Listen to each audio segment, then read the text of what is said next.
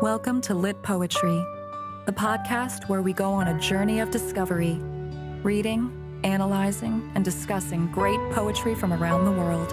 Poetry is worth it because the reading and writing of poetry is a revolutionary act that has the potential to transform both the reader and our world.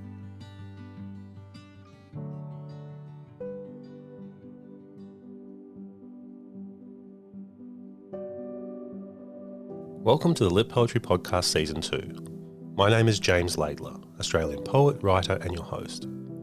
Today's episode will be deep diving into the poem Lagoon by David Musgrave. This poem plunges us headfirst into the murky waters of Australia's colonial past. We'll hold our breath as we're swept along by the turbulent currents of Musgrave's poetic imagination. This poem, a meditation on Musgrave's own forebears who settled the hard country beyond the Blue Mountains in the 1830s, will leave us partially drowned and out of breath. Questions of identity, inheritance and belonging will bubble to the surface in this mesmerising poem, as Musgrave wrestles with and reconciles himself to a present reality born out of what he describes as silent massacres and murmurs of a haunted past. This is an important poem for people to hear because it encourages us to take seriously the work we all need to do in remembering and connecting ourselves to our forebears without sanitising or romanticising the past. It's a poem that is honest, raw and penitent. And in examining the past so honestly, perhaps it provides us with a roadmap for navigating our own modern journey in life. So let's take a listen, shall we? May I present you with Lagoon by David Musgrave.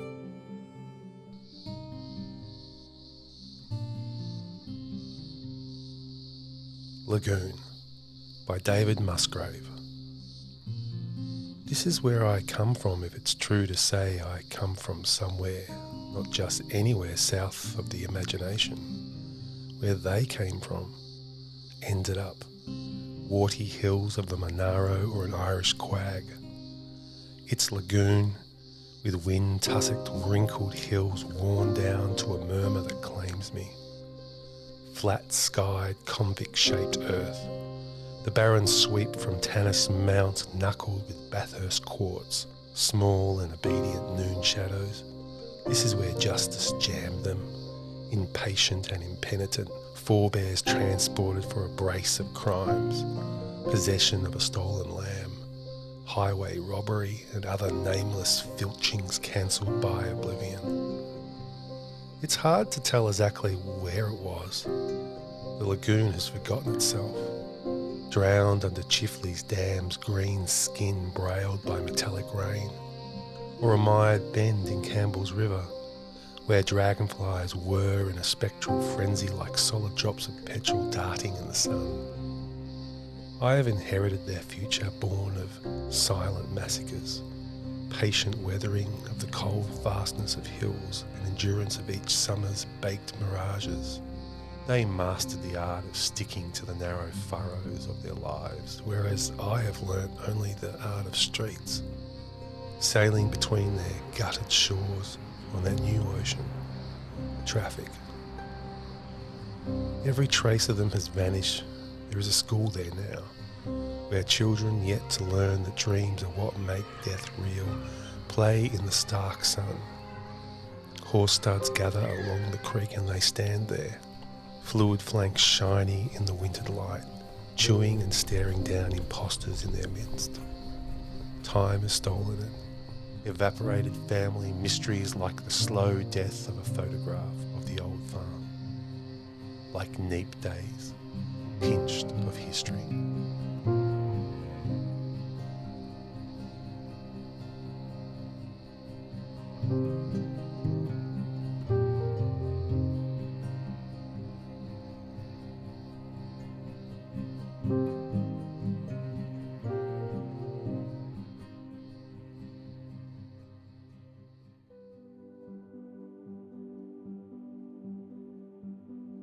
So welcome back to the Litpoetry Podcast. David Musgrave is a poet with a practice spanning 4 decades, with his latest collection, Selected Poems, being published in the UK on August 23rd. His work has won and been shortlisted for numerous awards, including the Broadway, Newcastle, Josephine Ulrich, Bruce Dorr and Grace Levin Poetry Prizes. His work is distinctive for the way it thinks as much as it feels and for its wide literary and cultural reference. He has published 7 collections and is currently working on a collection of prose poems, another collection of poems based around the recuperation of lost voices, and a collection of poems called Mishearing, created by speech recognition software, which sounds very fascinating indeed. He is also a novelist, with Glissando, published in 2010, shortlisted for the Prime Minister's Award for Fiction, and he is currently finalising his long-awaited novel, The Obituary Collector. He teaches creative writing at the University of Newcastle and is the founder and managing director of the independent literary publisher Puncher and Whatman. So welcome, David, to the podcast. It's great to have you on the show. Thanks for having me, James. Oh, it's fantastic. It was very enjoyable spending some time with your poetry and turning Lagoon into what it's ended up becoming. And I'm really excited about when it's going to be published very shortly.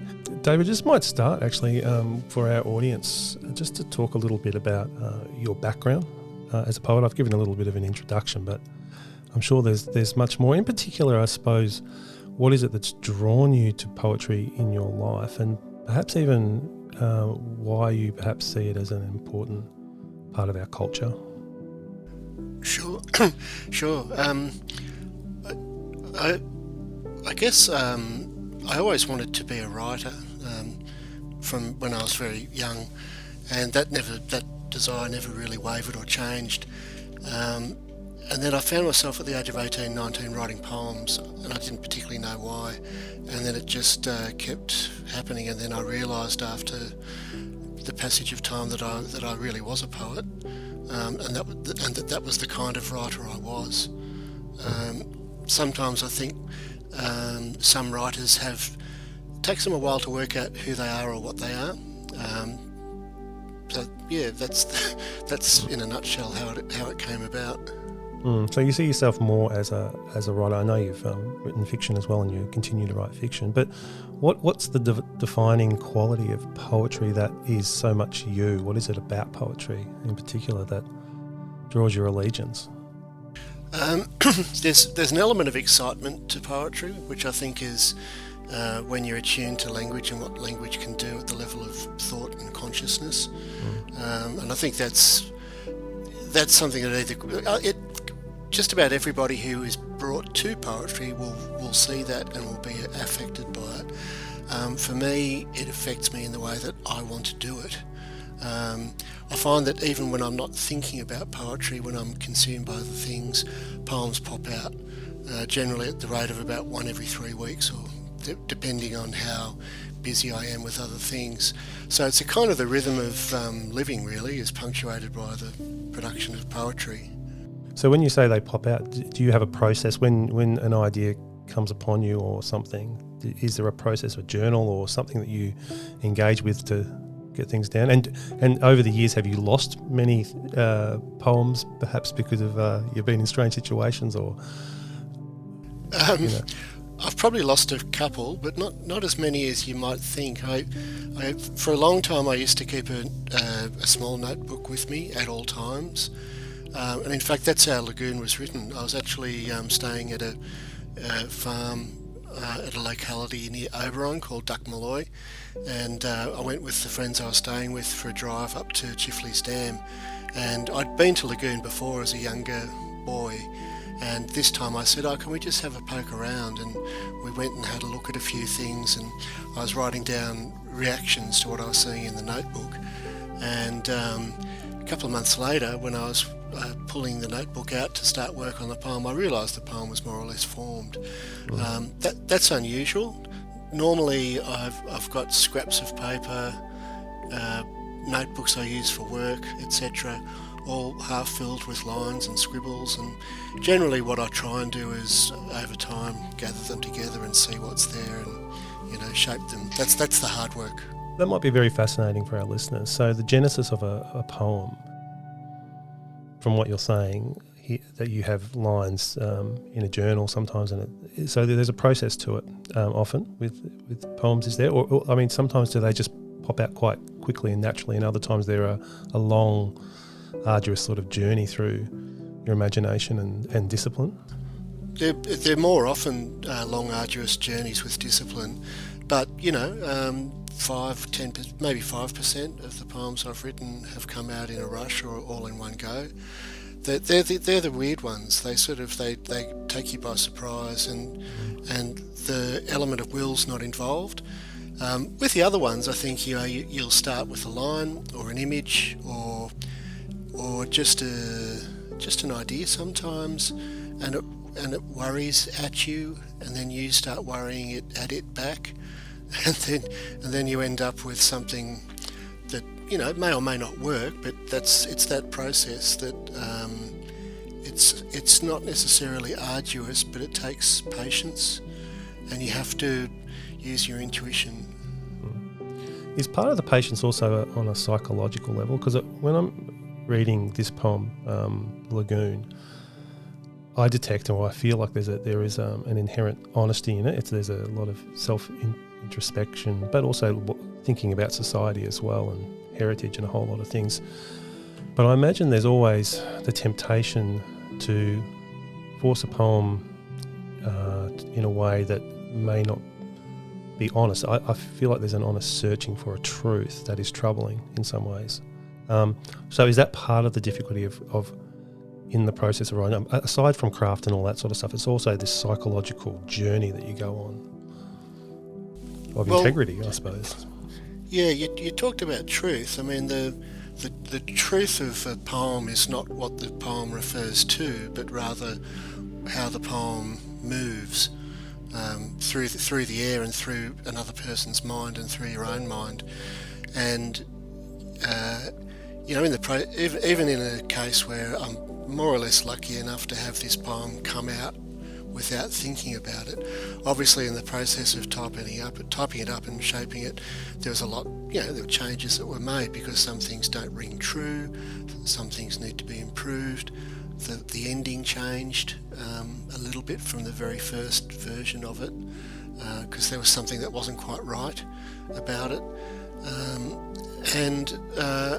I think it's hard to describe what it is about knowing when a poem's right and when it's not right, but there's definitely the element of, if you will a poem to be something that it doesn't want to be, the result shows, and the result is bad art.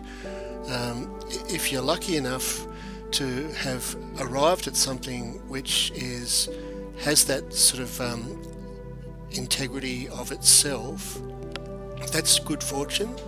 But I think it also comes about through being able to let your guard down, let your filters down, let your inner censor down, let down the guard that might be a little bit embarrassed to fail or to expose oneself, and then reap the reward from that. Yeah, no, that's really fascinating. There's a bit of Seamus Heaney, I think, in that sort of understanding of poetry too, about not getting in the way of a poem and allowing it to sort of do its thing, and your job is not to basically ruin it. Yeah. Try not to, or certainly try not to let your sense of self-importance in too much. You have to have a sense of yourself. You can't write a poem without a sense of self, but one's self is not necessarily important subject matter. It's rather you're an important pattern or something, a configuration or something. Yeah, no, it's fascinating.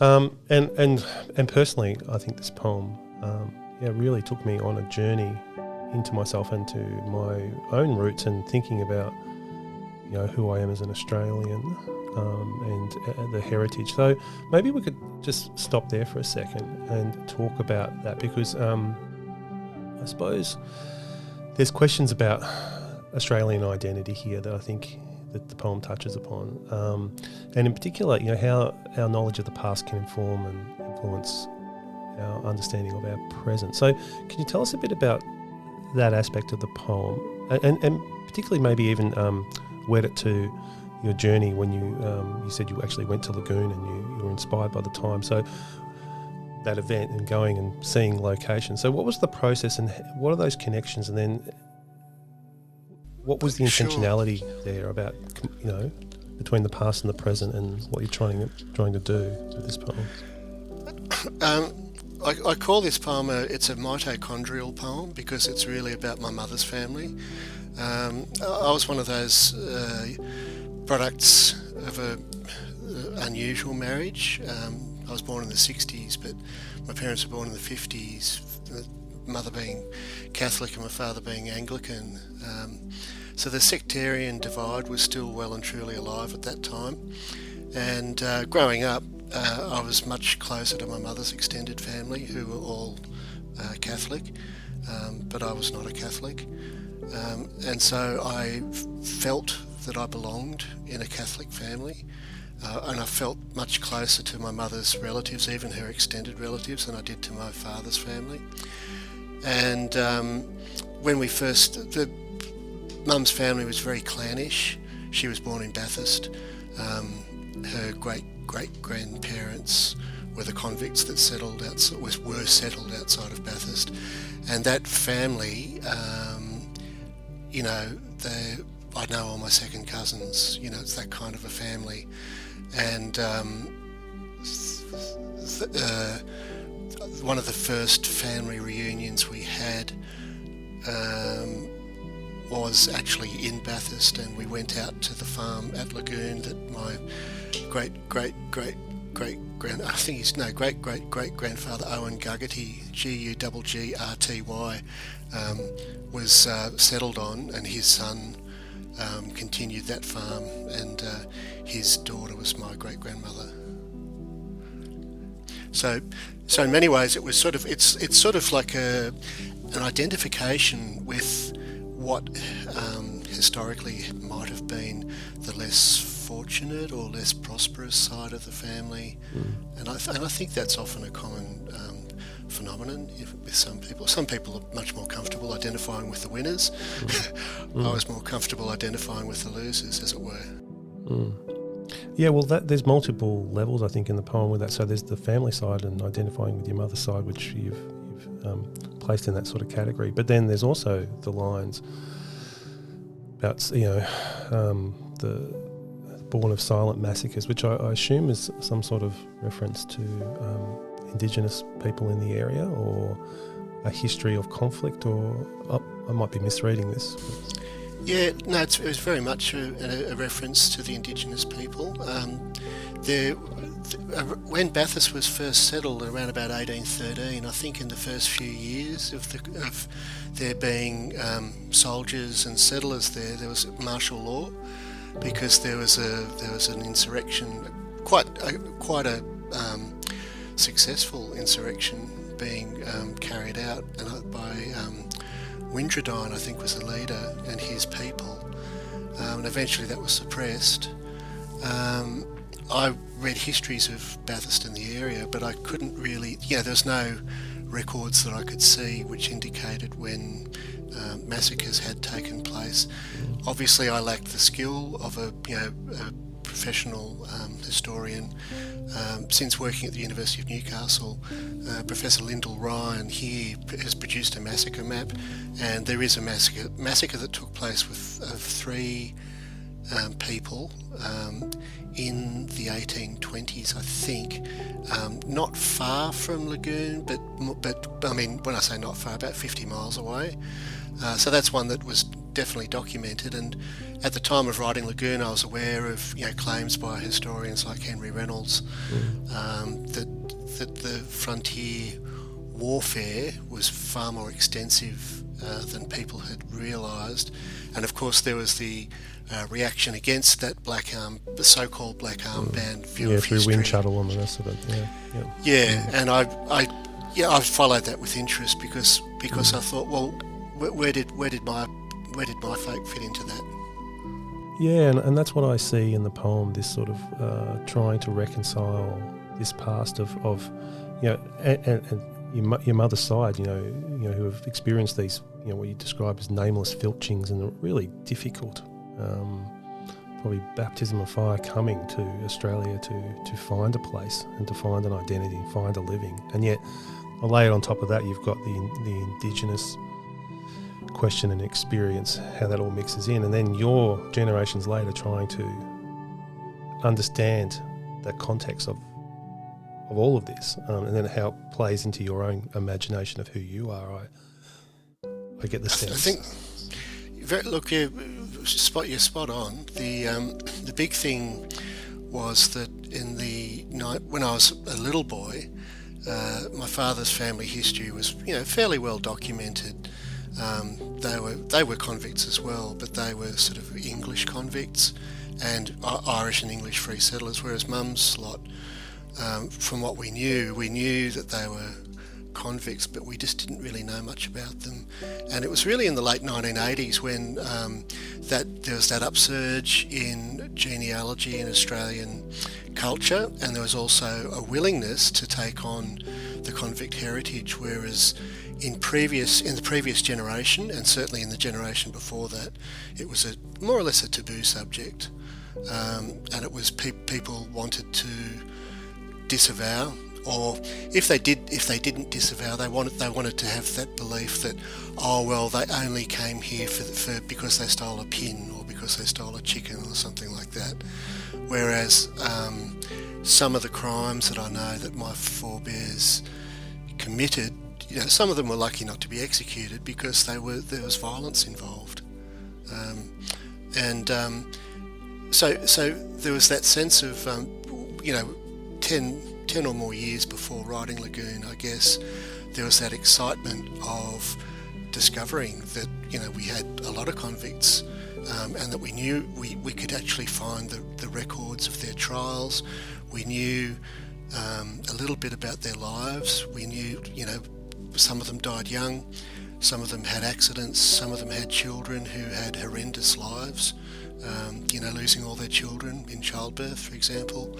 And it was very interesting to think that certainly on my mother's side, the ascension from more or less a peasant sort of stock through to being middle class, being teachers and things like that, it was achieved over generations, bit by bit, and I think that's a very common story in Australia. Yeah, I think it is, and it's fascinating that is the story for so many Australians coming from those roots. It's really interesting, but there is this sense of a haunting, I think, through the poem. It comes across. I think that's why I chose the music I did. There's this real sense that you've got some lines there about the school and the horses at the end, and so I've sort of layered sounds of school children and stuff, almost thinking about the ghosts of these and how people are currently walking over this layered history that is all around us, but we often can't see because we're living mostly thinking about where we're going to be in the future, or we're in the present, but that rootedness to the past is kind of absent. But the poem, I think, makes an argument that is very, very important to lay down an understanding and to connect with that past. So is that part of your intent with the poem? And if it is, why would you consider that important? I guess there was knowing that my mother's family had lived in that place, more or less on the same farm for a few generations. I think there's a deep-seated anxiety in non-Indigenous Australian populations about belonging to this place, and there's this sense in which we've become accustomed to this idea of place being a very important aspect of Indigenous cultures, and then we've the non-Indigenous people have sort of not exactly appropriated that idea, but sort of taken it on as something that is important. So there was definitely an element of that, and it was important too because in other branches of the family there really wasn't that kind of rootedness in country as there was in my mother's side of things. So there's that aspect, I think. The other aspect is just sometimes the irrecoverability of the past can actually sort of strike you with the force of a punch, And there's a little bit of that as well, that not knowing that I could never know about these people in full, but knowing that because of that clannish closeness of that side of the family, that somehow it felt important. Yeah, no, I think that makes a lot of sense, and I think that would resonate with people listening to the podcast, and that's why this poem is so effective in my mind, because I think it's quite universal. It's your story, but the connections to other people's stories would I think mirror this pretty closely. And it makes me think, and the honesty I like about it, because I think that the part of the dilemma I think in Australia that we face is that too often we have a sanitisation of the past. So we have a very, I suppose, nationalistic call for mateship and all the virtues of the Australian diggers, but that is in isolation from the shameful parts of our history. So it's kind of like we have the mature approach, which can balance up the positivity and the qualities that have grown out of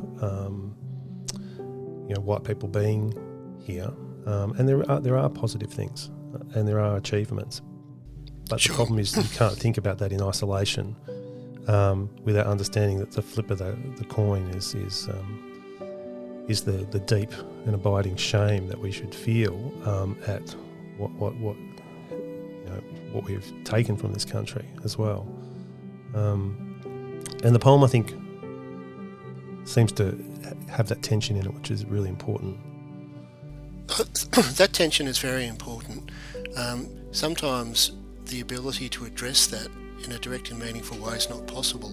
It's not possible in my family. I'm not of Indigenous descent. I'm not aware of what kind of interactions there were between my forebears and the various Indigenous populations where they ended up. There's evidence of attitude. There's photographs from the 1890s where people are posing before the camera in a picnic with shotguns. That's rather disturbing. And there's evidence of transactions that would have occurred on the Hawkesbury and Punchbowl in particular, and Quakers Hill, where it's almost certain there would have been Indigenous populations at the time when this land was being transacted upon by my forebears. But sometimes I think it's also a question you address indirectly. And an example of what I mean by that is that the ancestor to which I referred before, Owen Guggerty, Irish convict, transported for basically pointing a shotgun at someone's head. He and 3 other young men were transported from Westmeath. He was, would have served some time, ended up out at Lagoon, and a couple of years later was given a wife. So one of those convict ships that came out full of women. She managed to hang around with him for about 2 years, long enough for a son to be born, and then she racked off. And what we know about her is that she lived in Sydney, died in Newington Asylum, the same year, almost the same date as Owen Guggerty, most likely supported herself through prostitution, almost certainly. And that's when you actually think, well, hang on, there's a story here which is these people being treated as a kind of a weapon with which to attack the land, paired up in ways that have no regard for individual happiness. I've got no idea. This woman, my great-great-grandmother, I've got no idea where she came from. A little bit of an idea, little bit of a story's emerging, but that's a really miserable life. It is, and all players in it, Indigenous and non-Indigenous, are victims of that system, I suppose, is what you're pointing to. It's that broader aspect that's an aspect of the history that should not be romanticised. And right. I don't see those kinds of stories leading to anything to do with mateship or egalitarianism at all. In fact, I see them as possibly feeding into a kind of a deep scepticism, which might be said to underpin Australian culture. Yeah, I think I agree with you there. And I think the advantage of the poetic form here too is that it gives you a story, and rather than reading an essay on these issues, a poem functions at a very different level. It just leaves you in this place of tension, I think, and allows your imagination just to sink into the bedrock of this reality that is all around us. And it does a different sort of work on a person. It's not affirming and it's not denying, and so as Philip Sidney would have said. So it's I guess if it has succeeded, it's because it embodies those disquieting aspects of the language. Yeah, absolutely.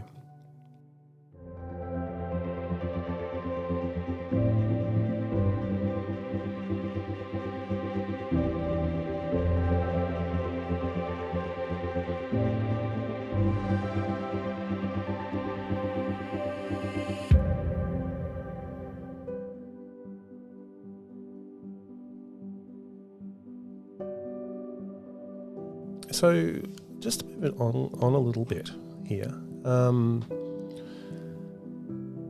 some of the lines, I suppose, one of the things that I've noticed about the poem, shifting focus a little bit, I think it's a troubling poem. It takes you on this sort of tricky journey, but it's incredibly musical, but it uses a whole lot of things like assonance and consonants, which I love. Particularly there's a lot of, I think it's the harsh consonant sounds on a lot of the words, tussicked and wrinkled, and the sounds there with the K's, and the rest of it really has this sort of sonic effect in building up the tension. Can you talk to us a little bit about, as a poet, the value or the intentionality of those sort of strategies in your work, and do you actually purposely, consciously look for that sort of stuff, or does it come out more naturally, or are you always revising and looking for those sound effects? Look, it's they definitely come out naturally. That's just a given. But sometimes one's natural ear, or what comes out, has problems with sense, or sometimes there are problems with sound where the alliteration is like having a sledgehammer applied to your skull. Sometimes the assonance is it's so musical that it's actually saccharine and sickly. So you have to do a bit of work there. But I think that it's the unexpectedness of sometimes of the oral qualities, which it's hard to explain rationally, but it's not something I can will into being. You can try sometimes. It's more that it happens. I recall on the day that I went to Lagoon with my friends and was making notes that it was in the middle of winter. It's very cold around there. Oberon's one of the coldest parts of the state, and we were not far from Oberon. And I think we stopped on top of Tanis Mount. We actually knew it originally as Tanner's Mount, but that was the anglicisation of the name Tanis, after it was an Indian man after whom it was named. The wind, there was quite a strong wind, and it was blowing through the grass, and the grass just looked as if it was kind of like a solidification of the currents of air. So that was where wind tussock came from. Not I wasn't thinking it up verbally. I was trying to come to grips with that cold, and the because it was such a cold day, the Chifley Dam was actually green, not blue, and that's why it had that feeling of those public monuments that we see that are made of is it bronze, and they tarnish and go green. They tarnish over age, yeah. Okay. And then well, that's a fascinating line actually when you're talking about Chifley's Dam, and you describe it as green-skinned, brailed by metallic rain.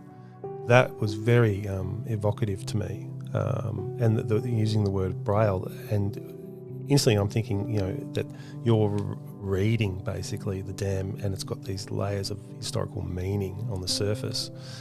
I know, is that something that you came up with on the spot, or was it something you sort of put back into the poem after revising it, or? No, it was all came up on the spot. I've mentioned the Guggerties.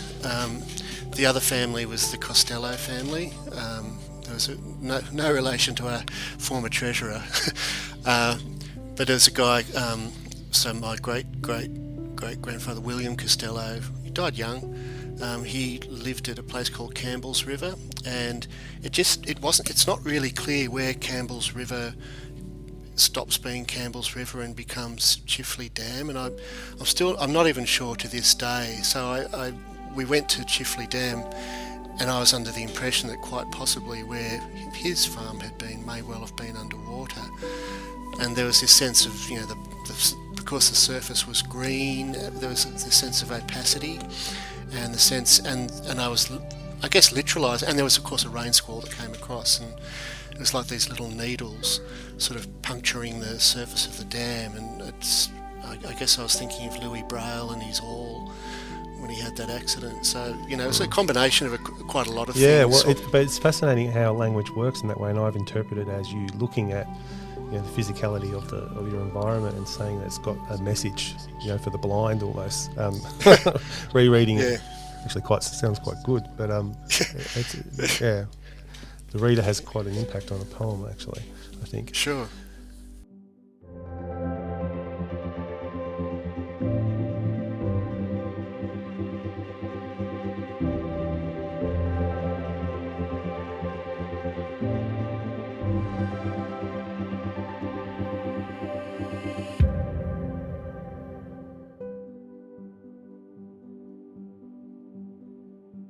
We might finish by just, if you want to tell us a little bit about what you're doing at the moment. I sort of mentioned, I'm really fascinated with the idea of using speech software for poetry and what the hell that actually entails, because that's quite fascinating.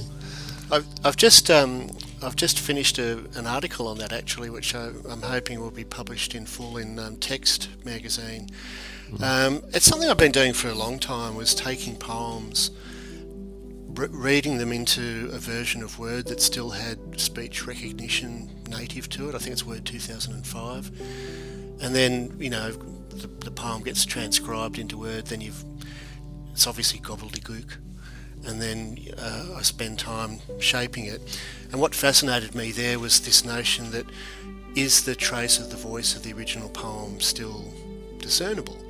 And in some cases I think it was. And so over time I've put together about 20 or 25 of these poems, and I just want to do a few more, and then I'll be popping it together into a volume in the second half of this, or we are in the second half of this year, towards the end of this year, and publishing that.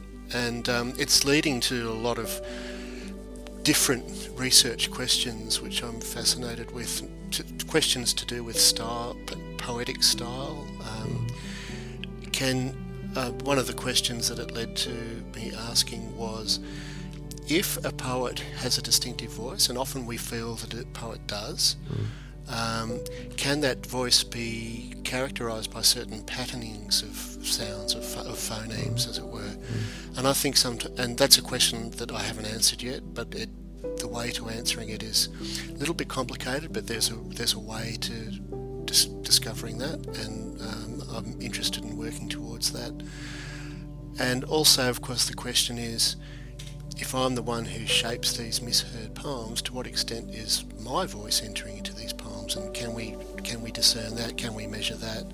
So that's a legitimately... It's fascinating. That's really fascinating. Interesting, yeah. It's also fun.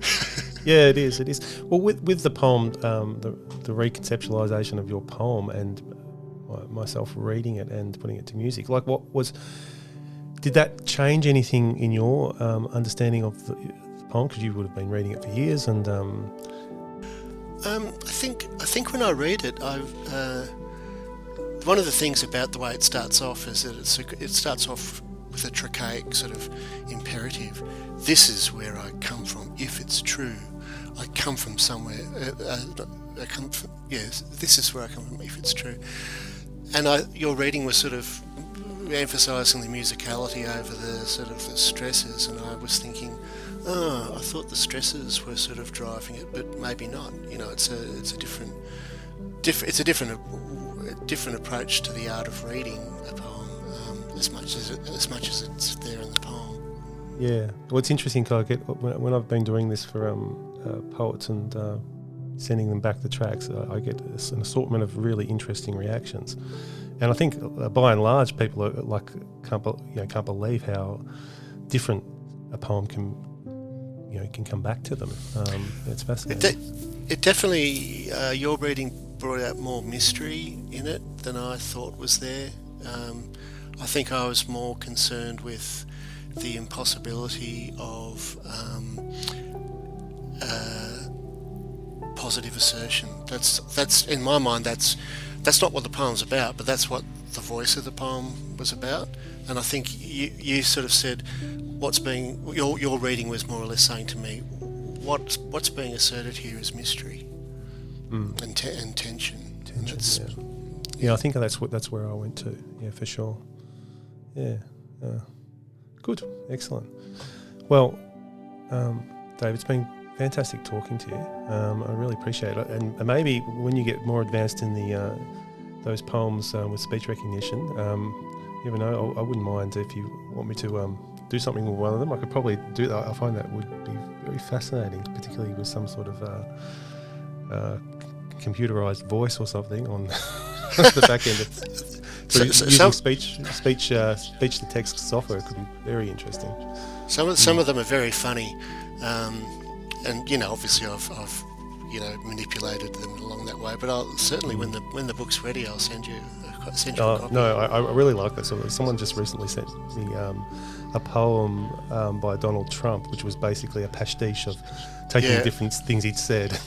It's the most hilarious thing. Yeah. I use that in my teaching. Oh, yeah, good. Yeah, they're very good. Yeah, they're very, very good. Yeah. Well, thanks again for spending time with us here at Litpoetry, David.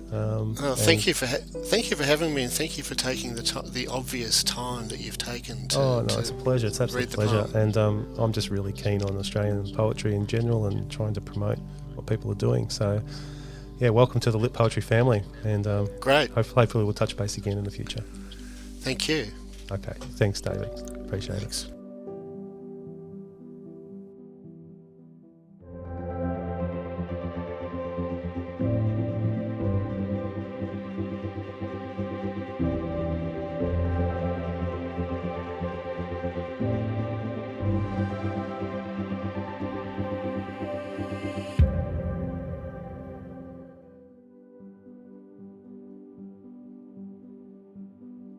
So it's time for us to wrap up this week's episode.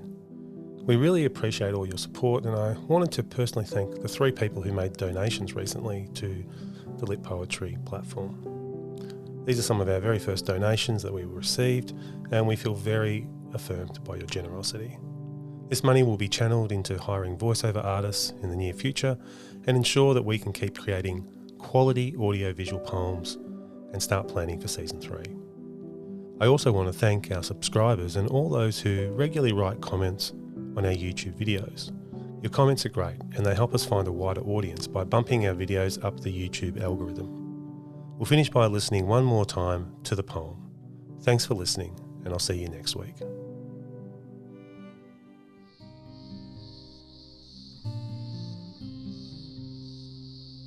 Lagoon by David Musgrave.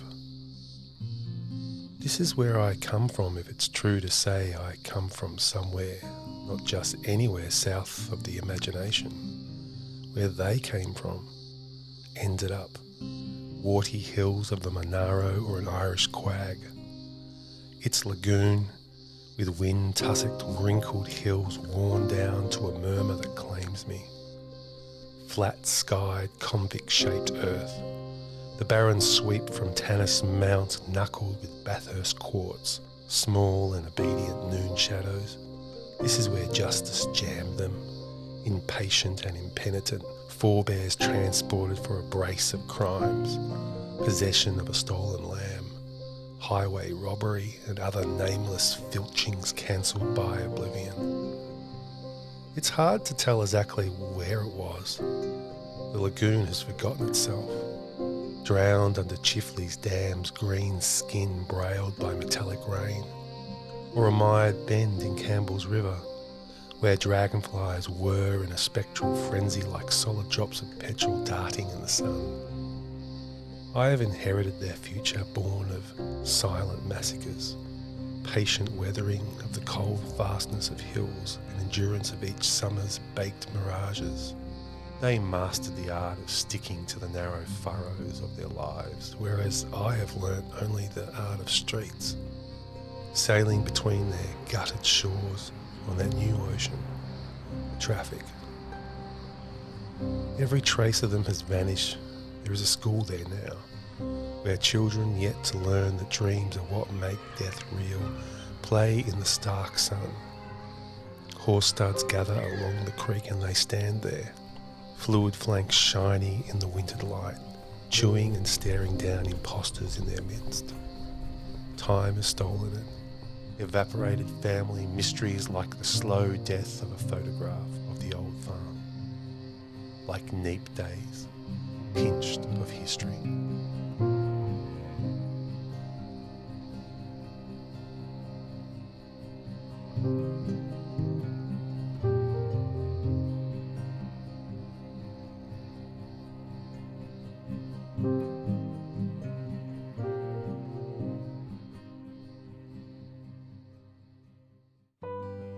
You've been listening to the Lit Poetry Podcast, presented by James Laidler. For more podcasts, poetry videos, and other useful resources, visit our website at www.litpoetry.com. Thanks for listening.